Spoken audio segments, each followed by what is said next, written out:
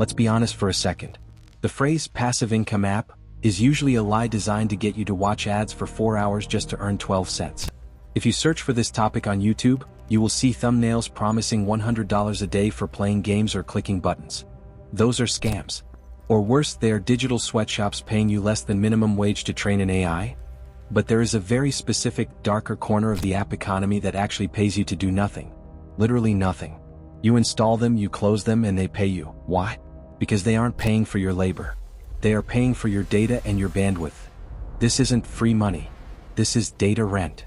Corporations are desperate for residential IP addresses and consumer behavior data.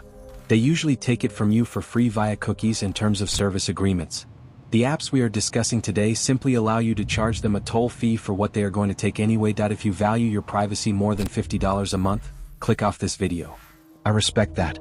But if you realize that your data is already being sold and you're just not getting a cut of the profits, then keep watching. Because today we are building a digital device farm. We are going to stack 5 specific apps that run in the background simultaneously to turn a spare phone or laptop into an asset that pays its own electricity bill. Let's start with the grandfather of bandwidth sharing, Honeygain.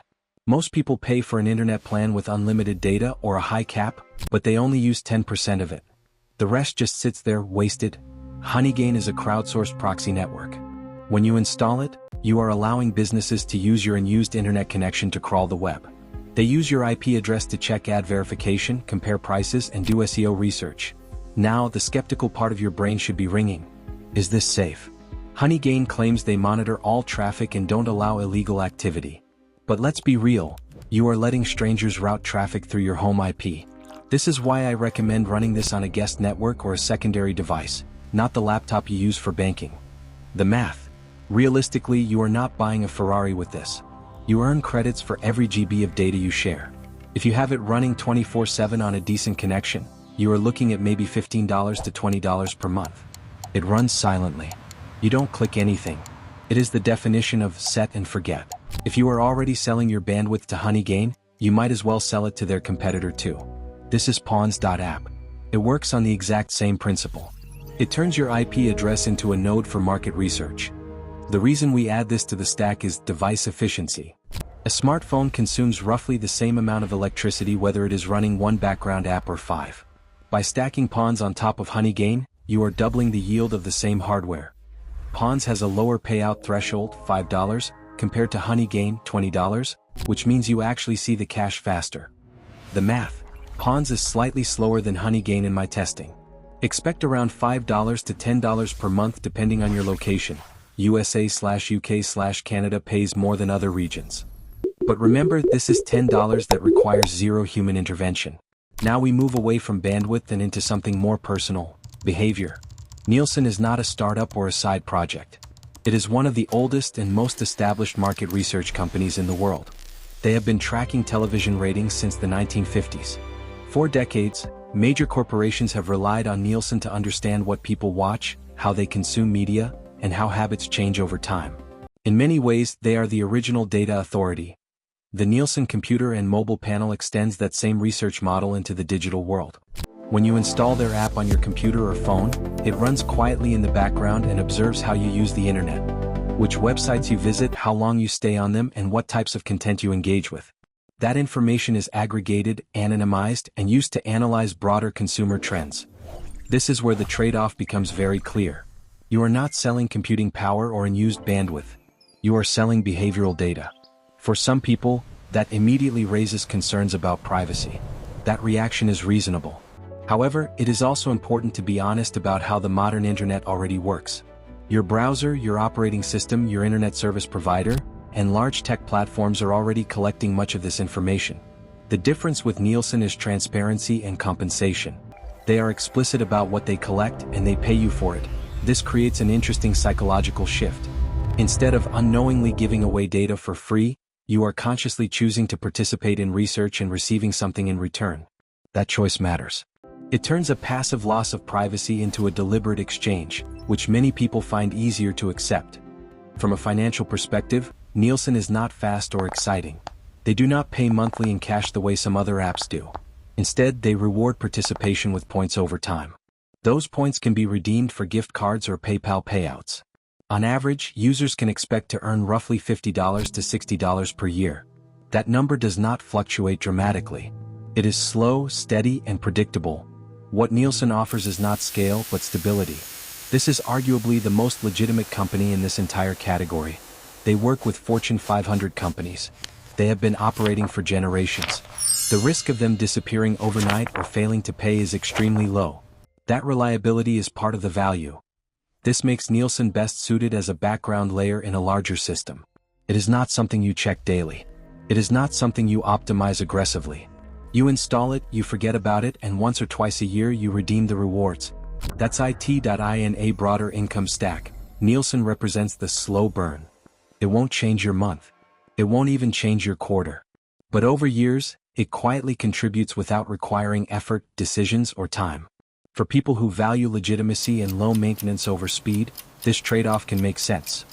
Ultimately, Nielsen is not about making more money. It is about reclaiming a small amount of value from data that is already being generated. Whether that trade is worth it is a personal decision.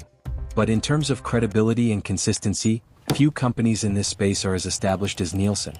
We are going back to bandwidth sharing for number 4, Repocket. Why another one? Because redundancy is key. Sometimes Honeygain is slow because there is no demand in your area. Repocket might have demand.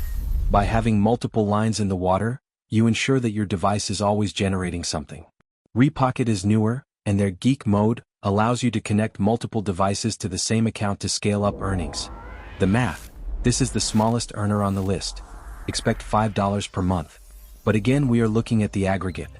$5 from Repocket plus $10 from Pawns plus $20 from Honeygain.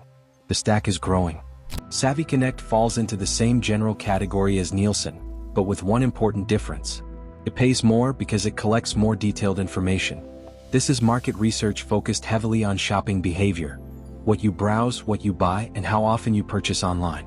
For companies trying to understand consumer spending, this data is extremely valuable. Because of that, Savvy Connect tends to offer higher payouts than most passive research apps. The model is straightforward. Payment is usually tied directly to the number of devices you connect. In the USA and UK, common offers pay around $5 per month per device. A phone, a laptop, and a tablet can collectively generate about $15 per month. There is no optimization required beyond keeping the app installed and active. This consistency is what separates Savvy Connect from bandwidth-based apps. With tools like Honeygain, income depends on network demand, traffic, and location. Savvy Connect is different. As long as your devices remain connected and meet their requirements, the payout remains stable. You are not waiting for demand spikes or hoping for better traffic conditions. However, this higher yield comes with a clear trade-off. Savvy Connect is more aggressive with data collection. It is not for people who are uncomfortable sharing detailed usage information. That said, participation is transparent. You know what you are exchanging and you can disconnect at any time. In a larger income system, Savvy Connect works best as a premium layer. It is not exciting and it is not scalable in the traditional sense. But it is reliable. Once set up, it produces predictable income with almost no ongoing effort. For people who are comfortable with the privacy trade-off, Savvy Connect offers one of the highest returns per device in this category. It reinforces a broader lesson in passive systems. Higher consistency often comes from accepting clearer, more defined exchanges. Now here is the secret. Do not put these on your main phone. Your main phone is for your life. It has your banking app, your photos, your private texts. You don't want 5 data harvesting apps draining your battery and slowing down your Instagram. The strategy is to find an old Android phone in your drawer. You know the one: cracked screen, battery lasts 20 minutes. Factory reset it. Create a burner Google account. Connect it to your Wi-Fi. Install all 5 of these apps. Plug it into a charger in the corner of your room and leave it there forever. Let's look at the annual payout of this trash phone. Honeygain, $180/year. Pawns, $60 per year. Nielsen, $50 per year. Repocket, $60 per year. Savvy Connect, $60 per year. Total, $410 per year. Is $410 going to make you rich? No. But $410 pays for your entire year of Netflix and Spotify. It pays for 2 months of groceries. It is an asset created out of e-waste and invisible data. Most people will watch this and say, it's not worth the hassle for $400. And that is why they stay broke. Wealth isn't just about the one big home run. It's about optimization. It's about finding the leaks in your financial life and plugging them. Your unused data is a leak. You are paying for it and letting it vanish. These apps are just the bucket you put under the leak to catch the value. So go find that old phone, turn it into a digital employee, and let the corporations pay for your coffee.